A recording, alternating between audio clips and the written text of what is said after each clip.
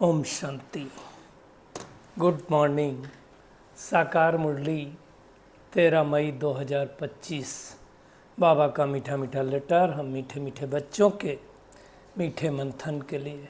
मंथन शुरू करने से पहले पवित्रता के सागर शिव बाबा की पवित्र किरणों के नीचे बैठ जाते हैं और अनुभव करते हैं कि मैं पवित्र स्वरूपात्मा हूँ, पवित्रता के सागर की संतान हूँ। आज की साकार मुरली बाबा हम देख रहे हैं डे बाई डे बहुत कड़ा हो जा रहा है। धीरे धीरे धारणाओं के ऊपर बाबा बहुत पक्का होता जा रहा है। आज भी अगर देखा जाए तो पूरी मुरली धारणा और सेवा के ऊपर है। बार बार बाबा कह रहा है कि तुम्हें अब कोई आसुरी चलन नहीं होनी चाहिए, तुम्हें अपना पोता मेल देखना है, तुम्हें अपनी कमी कमजोरी चेक करना है। जैसे आज भी बाबा कह रहा है जो देवकुल की आत्माएं होंगी उनकी निशानियां बाबा ने बताई, वो क्या करेंगी। देवकुल में रहने वाली आत्माओं का बोल चाल भाषा कैसी होगी, क्योंकि देखो सब तो राजा नहीं बनने वाले हैं, कोई प्रजा भी बनने वाले हैं। लेकिन अगर हमको उस दुनिया में जाना है तो हम कैसे होंगे वो हमें चेक करना है। हमें हमारा एक एक कर्म कैसा है वो जब तक ठीक नहीं होगा तब तक हम उस दुनिया में जा नहीं पाएंगे। तो उसके बारे में बाबा कह रहा है। और ये भी बाबा कह रहा है कि देखो अगर हमारी प्रीति देहधारियों से होगी तो हमारे अंग शीतल नहीं हो सकते।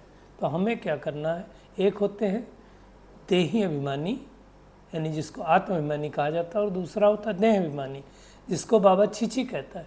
अब हम बन रहे हैं कांटे से फूल, तो फिर हमें चेक करना पड़ेगा ना कि हम कैसे हैं, क्या क्या हमारे अंदर सुधार आई है। ये बहुत इम्पॉर्टेंट बात है बाबा बता रहे हैं। प्रीत हमारी देहधारी के साथ है, विदेही बाप के साथ है। और एक बात बाबा कह रहा है कि तुम चेक करो पास्ट प्रेजेंट फ्यूचर, तीन ही टेंस होते हैं ना, पास्ट प्रेजेंट फ्यूचर। तो पास्ट कब से शुरू हुआ, प्रेजेंट अभी क्या है, और फ्यूचर में हम क्या बनने वाले हैं। तो पास्ट मतलब जो बीत गए, प्रेजेंट संगम युग, और हम फिर से सतयुग में जाने वाले हैं। पास्ट क्या था, पास्ट में भी तो था सतयुग परंतु उसके पहले कलयुग और द्वापर युग था। तो ये बात अच्छी तरह से समझना है और ध्यान रहे। बाबा कहता है जो दैवी कुल के बनने वाले होंगे ना उनकी चलन तो अच्छी होगी, और जो नहीं बनने वाले होंगे उनकी चलन नहीं अच्छी होगी। इसलिए बाबा कितना जोर दे रहा है कि तुम अपना पोता मेल रखो। बाबा ये भी कह रहा है कि देखो दुनिया में भी यात्राएं तो बहुत करते हैं, उन यात्राओं से कोई पाप नष्ट नहीं होते, लेकिन इस यात्रा से तुम्हारे पाप जरूर नष्ट होंगे। और आज फिर से बाबा ने कहा है कि जो भी तुमने पाप कर्म किए वो बाबा को बता दो। अगर बाबा को बता देंगे तो बाबा कहता है आधा माफ हो जाएगा जो भी बुरा काम किया। लेकिन साथ साथ हिदायत दे रहा है कि मैं कृपा नहीं करूँगा, क्षमा व कृपा पाई की भी नहीं होगी, सबको अपने आप को सुधारना है। और जितना जितना हम याद करेंगे तो योग बल से विकर्म भी नष्ट होते जाएंगे। बाबा ये भी कह रहा है कि देखो अगर आप अभी तक करते थे तो अल्पकाल के लिए, मान लो किसी ने हॉस्पिटल बनाया तो रोग कम होगा दूसरे जन्म में। ऐसा नहीं होगा कि दूसरे जन्म में पढ़ाई अच्छी मिल जाए, नहीं। धर्मशाला बनाया तो महल मिलेगा लेकिन हेल्थ अच्छी होगी जरूरी नहीं। तो जो जो किया वो मिलता है, और यहाँ जो करते हैं उसमें हेल्थ वेल्थ हैप्पीनेस सब कुछ होती है। आज बाबा कहता है अगर कर्मेंद्र से कुछ गलती हो जाए तो तौबा करनी चाहिए, क्षमा मांगनी चाहिए। और आज बाबा ने ये भी कहा बाप के साथ साथ धर्मराज भी है। तो हमें बहुत ध्यान रखना है, क्योंकि भगवान को कहता है मैं कालों का काल भी हूँ, रहम दिल भी हूँ तो कालों का काल भी हूँ। दोनों एक साथ कैसे हो सकता है, इसकी गहराई में हम जाएंगे कि ऐसा बाबा क्यों कह रहा है। और संस्कार तो बाबा ने कहा अंत तक किसी के दासी के रहेंगे, किसी के राजा के। संस्कार बदल जाए इसका इंतजार नहीं करो। लेकिन एक चीज़ का ध्यान रखो, मेरे ऊपर किसी के दूसरे के संस्कारों का प्रभाव न पड़े। क्यों, हर एक आत्मा के संस्कार अलग अलग हैं। मैं दूसरे के कारण अपने संस्कार क्यों बदलूं? जैसे कल बाबा ने कहा था, आप राइट हो तो राइट ही रहो, उनके कारण आप रॉन्ग नहीं हो जाओ, तो ध्यान देना है। और हठ व मेहनत करने के बजाय बाबा ने क्या कहा, रमणीकता से पुरुषार्थ करो। तो मेहनत करनी है हमें, अंदर में क्या क्यों कब कैसे की कोई उलझन नहीं होनी चाहिए। हम शुरुआत करेंगे देवकुल की जो आत्माएं होंगी, कैसे पता चलेगा ये देवकुल की आत्मा है? तो पहली बात बाबा ने कहा कि इस पुरानी दुनिया से उनका सहज वैराग्य आएगा। जो देवकुल की नहीं होंगी ना, उनको बहुत मजा आएगा इस पुरानी दुनिया में। अरे बोलेंगे बड़ी अच्छी दुनिया है, देखो सब कुछ है, आप बाहर जाओ घूमने के लिए, वो कहाँ कहाँ दुबई वगैरह जाओ, आपको लगेगा स्वर्ग है। अब आपको मैं उस स्वर्ग का हाल बताता हूँ। थोड़े दिन पहले जब बारिश हुई थी, लास्ट ईयर फ्लड आया था, सारे महल वहल सब, स्वर्ग कहाँ से होगा, सबके अंदर पानी भर गया था। तो वैराग्य, वैराग्य मतलब मेरे को इस दुनिया की चीज़ों में कोई राग नहीं। इसका मतलब ये नहीं है कि दुनिया की चीज़ें यूज नहीं करना, खूब यूज करना, लेकिन राग नहीं आना चाहिए, मज़ा नहीं आना चाहिए। मज़ा नई दुनिया की चीज़ों से, उसको सोचने से, परमात्मा की याद में, पुरुषार्थ में मज़ा आना चाहिए, वो इम्पॉर्टेंट बात। दूसरी बात बाबा ने कहा उनकी बुद्धि बेहद में होगी, हद की कोई बात नहीं, मैं मेरापन ये नहीं, हमको बेहद के बारे में सोचना है। सारी सृष्टि का कल्याण कैसे हो, सारी सृष्टि के प्रकंपन कैसे ऊपर उठे, वो देखना है। और मोस्ट इम्पॉर्टेंट बात बाबा ने कहा, उस शिवालय में चलने के लिए पावन फूल बनने का पुरुषार्थ करेंगे। अब कांटा थे हम, भगवान आकर के फूल बना रहा है, तो हमें कांटे के कांटे नहीं रह जाना। और कांटे से फूल बनने के लिए क्या करना पड़ेगा, जो देह अभिमान है उसको छोड़ना पड़ेगा, देही अभिमानी बनना पड़ेगा। क्योंकि बाबा क्या कहता है, देह अभिमानी जो होते हैं उनको छीछी कहा जाता है। देह अभिमान आएगा तो देह अभिमान में कुछ न कुछ करेंगे, गुस्सा दिखाएंगे, कुछ भी करेंगे। जो देही अभिमानी होंगे वो फूल होंगे। फूल होंगे मतलब आत्मिक स्वरूप में होंगे, आत्मिक स्वरूप में होंगे मतलब रूहानियत की खुशबू फैलाएंगे। तो बाबा कहता है कि अभी तुम फूल बनने की मेहनत करो, और वो तभी संभव है जो पुरानी दुनिया से वैराग्य हो। नफरत इस वेश्यालय से आनी चाहिए। क्यों, हमें तो शिवालय जाना है, तो वेश्यालय में क्या करना है? लेकिन अब ये सबको नहीं आएगा। अब देखो एक घर में भी सब तरह के लोग होते हैं। बाबा ने तो कहा, पत्नी पता चला कि वो हंस बनना चाहती, पति नहीं बनना चाहता है, इसका वाइस वर्सा भी होता है। तो समझना है, हमें चेक करना है कि हमारे अंदर कितना वैराग्य आया है, कितना मैं फूल बना हूँ। कोई आसुरी चलन तो नहीं। आसुरी चलन क्या है? लड़ाई करना, झगड़ा करना, तेज आवाज़ में बोलना, गुस्सा करना, दूसरे का अहित करना, ये सब क्या है? आसुरी चलन है। हमको आसुरी चलन नहीं करना है। हमको ईश्वर की औलाद है ना, तो हम ईश्वर की औलाद के तरह का व्यवहार हमें करना है। और उसके लिए बाबा कहता है, पोता मेल देखो, कोई आसुरी काम तो नहीं किया। सारी आयु तो बाबा कहता है भूल की, वो बता दो, और 63 जन्मों तो भूल की, अब फिर क्यों भूल करो। बाबा ने कहा कोई कड़ी भूल करते तो सजन को बताने में लज्जा आती है। क्यों? क्योंकि इज्जत जाएगी।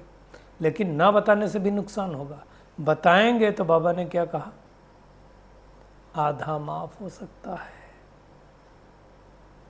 तो बताने में ही फायदा है ना।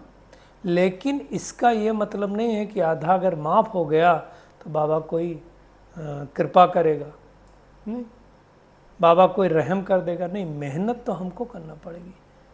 ठीक है, आपने बता दिया तो वो माफ हो गया, लेकिन ध्यान रहे कि दोबारा कोई गलती तो नहीं हुई, ये चेक करना ना।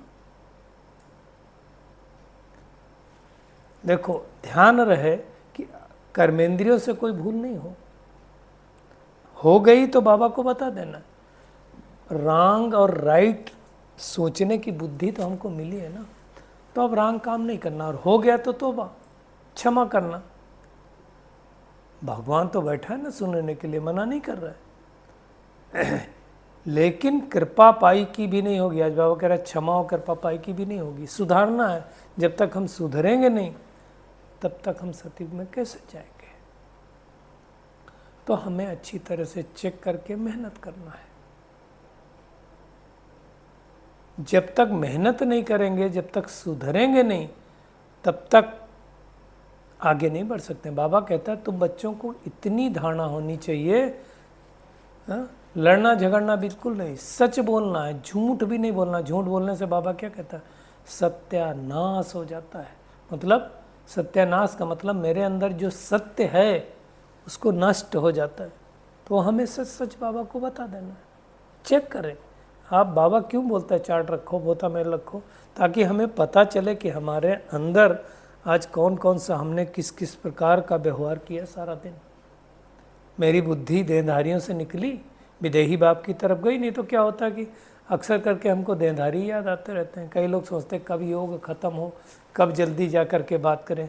कई लोगों को तो जब तक बता नहीं दिया दूसरे में, जैसे कल बाबा ने परचिंतन की बात की थी ना, तब तक पेट में गुड़गुड़ गुड़गुड़ होती रहेगी। हमें ऐसा नहीं करना, समाने की शक्ति चाहिए।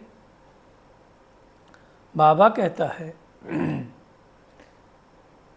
कई लोगों को अनेक देहधारियों के साथ प्रीत है। अब अनेक देहधारियों के साथ प्रीत होगी तो बुद्धि उसमें ही जाएगी, तो परमात्मा के साथ प्रीत नहीं होगी। देखिए परमात्मा क्या करता है, अगर तुमने किसी और को अपने दिल में बिठाया तो ये परमात्मा आपके दिल से निकल जाएगा, क्योंकि ये इस मामले में बहुत सेल्फिश है। तो बुद्धि हमें बाप के साथ खुद की भी जोड़नी और दूसरों को भी जुड़वाने का काम करना है ना। आज जो बात आई है पास्ट, प्रेजेंट और फ्यूचर की। पास्ट में क्या था, अर्थात कब से सृष्टि चालू हुई, तो आप हम क्या कहेंगे, आज से 5000 वर्ष पूर्व ही सृष्टि चालू हुई। जैसे कल की भी बात आई थी कि अगर आपको हिस्ट्री याद हो, जाग्रफी याद हो, है ना, 84 जन्मों की कहानी याद हो, तो पास्ट मतलब सतयुग से चालू हुआ, फिर त्रेता युग आया, फिर द्वापर आया, फिर कलयुग आया। अभी प्रेजेंट क्या है, अभी प्रेजेंट में संगम युग चल रहा है। संगम युग में परमात्मा पतित आत्मा को पावन बना रहा है, भ्रष्टाचारी को शिष्टाचारी बना रहा है, और फिर फ्यूचर में फिर सतयुग आएगा, यानी शुरुआत सतयुग से होगी। ये दुनिया में किसी को नहीं पता है। हालांकि अभी थोड़ा थोड़ा लोगों को अवेयरनेस आ रही है ना, तो लोग कहते हैं आपको तो खुशी होगी कुछ होगा कि विश्व परिवर्तन हो रहा है। जैसे किसी बहन को किसी ने, दूसरी बहन ने बोला कि ब्रह्मा कुमारी वाले तो खुश हो रहे होंगे, भारत पाकिस्तान का युद्ध हो रहा है कि तुम्हारा सतयुग आ जाएगा। तो उनको तो यही जवाब देना, हाँ भाई आएगा, सतयुग आना है, तो इसमें क्या, इसमें दुख की क्या बात है, आपके लिए भी सुख की बात है, आप भी आ जाओ। आने के लिए मना तो किया नहीं है। कलयुग तो दुख की दुनिया है ना, और हर एक सतयुग पसंद करता है। इसीलिए तो जब कोई शरीर छोड़ता है तो क्यों कहते हैं स्वर्गवासी हो। उनको ये बात बोल देनी चाहिए कि भाई आपके यहाँ अगर किसी ने शरीर छोड़ा होगा कभी न कभी, तो आपने तो यही कहा होगा स्वर्गवासी हुआ। तो स्वर्ग तो अच्छा ही लगता है ना, इसका मतलब। तो ये किस आत्मा को अच्छा लगेगा, जो उस दुनिया में जाने वाला होगा। बाबा ने आज कहा कि नई दुनिया अर्थात सत्य की दुनिया की सीन सीनियाँ बहुत अच्छी दिखलानी। तो पहले तो सीन सीनियाँ इतनी अच्छी नहीं बनती थी। आजकल जब से एआई आ गया है, तो एआई पोर्टल पर तो क्या क्या सीन अभी सतयुग में देवी देवताएं क्या करते हैं ऐसे करके चित्र आ गए हैं। तो आप देखो क्या फर्स्ट क्लास चीज़ बने हुए हैं। वैसे तो अजमेर में बनाया था स्वर्ग का चित्र, जिसको बाबा बार बार मुरलियों में याद करता है, लेकिन अब तो बात मत पूछो, कितने अच्छे अच्छे चित्र बन गए हैं, है ना। तो वो बात अच्छी तरह से समझना। देखो एक बात तो पक्का समझना, सतयुग में जाएंगे लेकिन सब राजा नहीं बनेंगे। ऊंच पद पाने वाले थोड़े होंगे, राजाएं थोड़े होते ना, साहूकार भी थोड़े होते हैं, गरीब बहुत ज़्यादा होते हैं। आज बाबा ने वंडरफुल कहा, इस दुनिया में जैसे गरीब होते वहाँ भी गरीब होंगे। जैसे थोड़े दिन पहले कहा था ना, वहाँ सब सोने के महल में नहीं होंगे, कुछ ईंटों के भी महल में होंगे। खैर, तो वहाँ भी गरीब भी बहुत होंगे। हाँ, दुख नहीं होगा किसी को, बीमारी नहीं होगी कहीं। तो दैवी दुनिया में भी ऐसे होंगे, नंबरवार तो चाहिए ना। और भगवान आकर के ये सारी बातें अच्छी तरह से समझाता है। अब हमें क्या करना, अपनी अवस्था को चेक करना है। चेक करके अपने अंदर जो कमी कमजोरियां हैं उनको निकालते जाना है। भगवान आकर के हमें गंदगी से बाहर निकाल रहे हैं ना, तो हमें गंदगी से बाहर निकलने की मेहनत करनी है। और बाबा कहता है अपनी पढ़ाई का जलवा दिखलाना है। अब पढ़ाई का जलवा कौन दिखला पाएगा? जो मेहनत करेगा, जो अच्छी तरह से पढ़ना का अंदर में आएगा, दिल में आना चाहिए कि हम भारत को स्वर्ग बनाने का धंधा करेंगे। देखो नौकरी करिए, सब कुछ करिए, लेकिन अपनी वो उन्नति का भी ध्यान रखिए। इसलिए भगवान कहता है पोता मैल निकालो। आज बाबा ने साफ साफ कह दिया पोता मैल नहीं निकालते तो सुधरना बड़ा मुश्किल है। बाप का कहना मानते ही नहीं। अब भगवान कह रहा है और भगवान का कहना हम नहीं मानेंगे तो किसका मानेंगे? इसलिए कई लोग कहते हैं ना, ऊपर से ब्रह्मा भी उतर आए तो भी हम नहीं मानेंगे। चेक करो भाई, अथाह कमाई है, अभी कमाई नहीं की तो बाबा कहता रोना पड़ेगा। रेस है भाई, रेस में जैसे उस रेस में कोई लाखों कमाते, कोई कंगाल के कंगाल ही रह जाते, हमारी ये ईश्वरीय रेस है। इसमें कोई वो फिजिकल दौड़ी नहीं लगानी, इसमें बुद्धि की दौड़ी की बात है। बुद्धि से भगवान को याद करना है, ये मेहनत है। और ये मेहनत सबसे होती नहीं। देखो पहले मिलता था अल्पकार के लिए, हॉस्पिटल बनाया तो निरोगी रहेंगे, कॉलेज बनाया तो एजुकेशन अच्छी मिलेगी, धर्मशाला बनाया तो महल अच्छा मिलेगा। लेकिन एक किया तो तीनों नहीं होंगे, तीनों अलग अलग करना पड़ेगा। यहाँ एक करेंगे तो तीनों मिलेगा। आज बाबा पढ़ाई की बात कह रहा है कि दुनिया में ये पढ़ाई इतनी सिंपल, दुनिया में अंग्रेजी पढ़ने के लिए कितना माथा ख़राब करते हैं। भाई मैं आपको बताऊं, मेरा खुद का अनुभव है। जब हम लोग पढ़ते थे तो उस टाइम में इंग्लिश, हम तो गांव में पढ़े हुए हैं, प्राइमरी स्कूल के पढ़े हुए हैं, तो प्राइमरी स्कूल में क्या होता था, 5th तक इंग्लिश होती नहीं थी। 6 में जब एडमिशन लिया, एक नया स्कूल गांव में खुला था, प्राइवेट स्कूल, तो वहाँ पे इंग्लिश चालू किया। अब वो इंग्लिश कुछ समझ में ना आए, और ख़ास करके प्रॉब्लम तब हुई, हम 12th तक तो पढ़े हिंदी मीडियम में, और जब इंजीनियरिंग का नंबर आया तो वहाँ क्या होता, वहाँ तो सब इंग्लिश मीडियम में होता, तो बड़ा मुश्किल होता था। बहुत दिन बाद चीज़ें समझ में आई।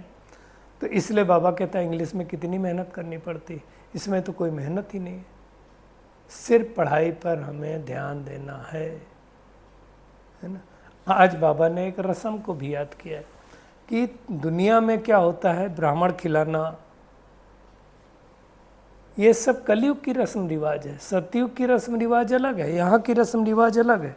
हमें उन सब बातों में पढ़ना नहीं है। हमें क्या करना है, मुख्य बात है परमात्मा को याद करना है। ये सबसे ज़्यादा मेहनत करनी है, तब हमारे अंग अंग शीतल होंगे, नहीं तो होंगे नहीं। मेहनत करेंगे, आप समान बनाएंगे तो हमें ऊंच पद मिलेगा। इसलिए बाबा कहता समझाने वाला होशियार चाहिए, अच्छी ब्राह्मणियाँ चाहिए जो आप समान बनाएं। हमें चेक करना चाहिए कि हमने कितने को आप समान बनाना है। आप समान का मतलब क्या होता है, पहले ये समझना।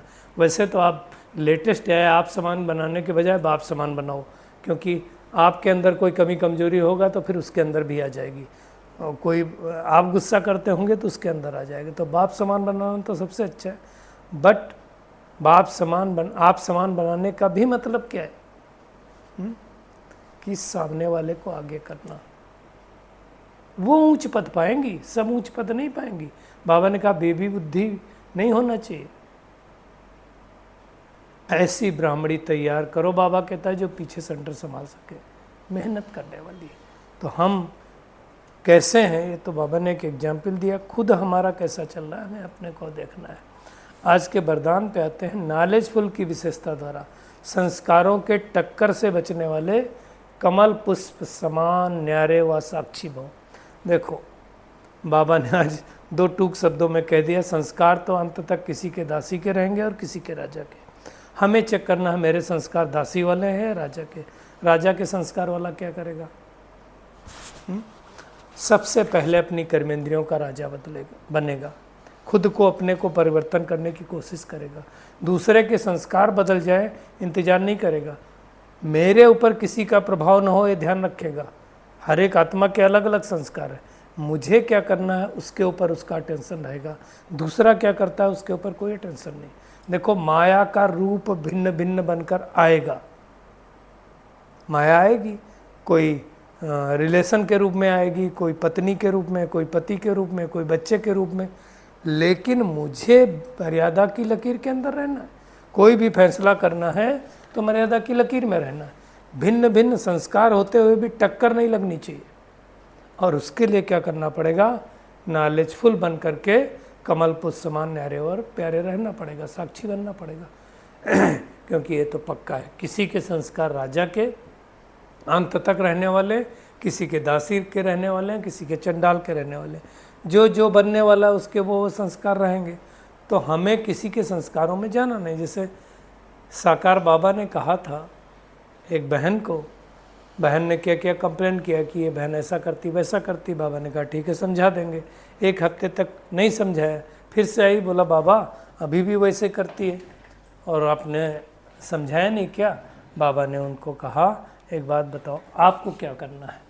आपको सतयुग में महाराजा महारानी बनना है, क्या बनना? बोले मुझे बनना है। तो तुम बनो ना। बाबा ने कहा वो नहीं बनना चाहती तो तुम उसके पीछे क्यों पड़े हो?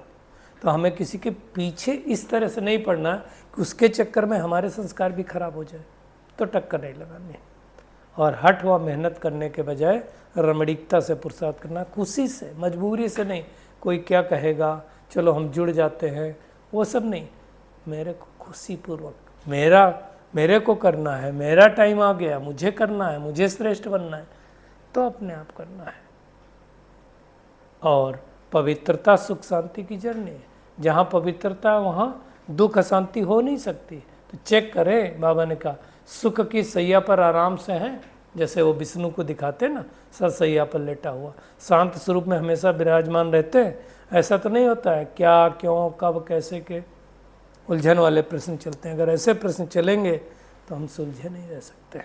तो आज की पूरी मुरली का टेक होम यही है कि हमें अपने संस्कारों को देखना है, दूसरों को नहीं देखना है। भगवान जो पढ़ाई पढ़ाता है उसका जलवा दिखाना है। भारत को स्वर्ग बनाने के धंधे में लगना है। अपनी उन्नति का पहले ख्याल करना है, फिर दूसरे की। कोई भूल हो जाए तो बाबा से क्षमा मांग लेनी है, अब बता देना है सच सच। चार्ट रखना है, चेक करना है मेरे अंदर कितना परिवर्तन आया है। और नॉलेजफुल की विशेषता द्वारा टक्कर, संस्कारों के टक्कर से बचना है। और उसके लिए कमल पुष्प समान न्यारे और प्यारे बनना है।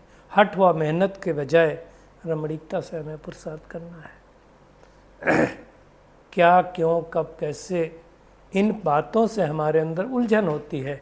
हमें उलझन के बजाय सुख स्वरूप की स्थिति में स्थित रहना है। अच्छा, शुक्रिया मीठे प्यारे बाप दादा, शुक्रिया आप सभी का इस मीठे मंथन के लिए। अच्छा, ओम शांति।